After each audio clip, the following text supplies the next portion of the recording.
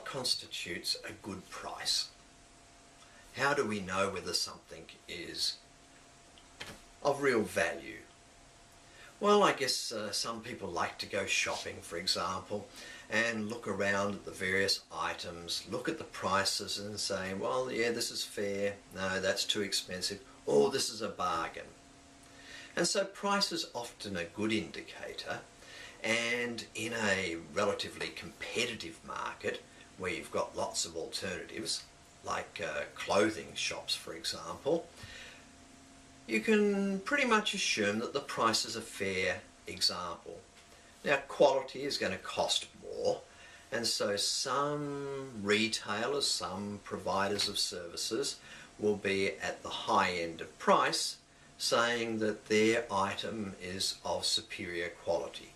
Others will be at the more bargain basement end. But overall, if you're overcharging, you're not going to stay in business for very long. So in the marketplace, we assume that prices are a reasonably good indication of value.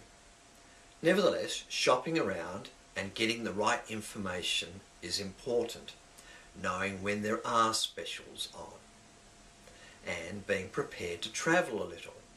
So travelling costs, information search costs, all are expensive, right? They use your time, and your time is not being used in some other way, right? So when you're thinking about value and you say, oh, well, I will travel across town to visit this store, you're going to use petrol, you're going to use up the maintenance on the vehicle, you're going to use up your time, which could have been employed in the garden growing vegetables and saving money on the grocery bill. Everything has an opportunity cost. So this expression opportunity cost means that whatever we do, there was an alternative to that. And that's a key concept in financial literacy. There are no free lunches. You get nothing for nothing.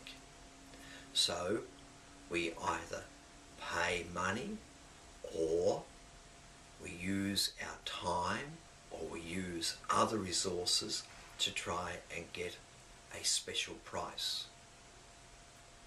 And the cheaper the price, there's an element of risk that the product might not be as good a quality as we would like.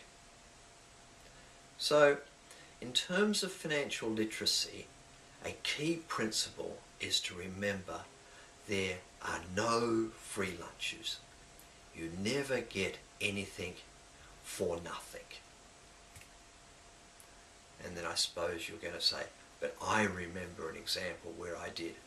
There is always an exception that disproves the rule, but I think that as a general principle we can assume that there are no free lunches, and the more we shop around, the more time we use. So people will make choices to just run into the supermarket, grab the items they want. Others will carefully go through the ads in the press to find out which supermarket has the best price on peanut butter or falafel or whatever your taste might be. Shopping around is good, but shopping around takes time.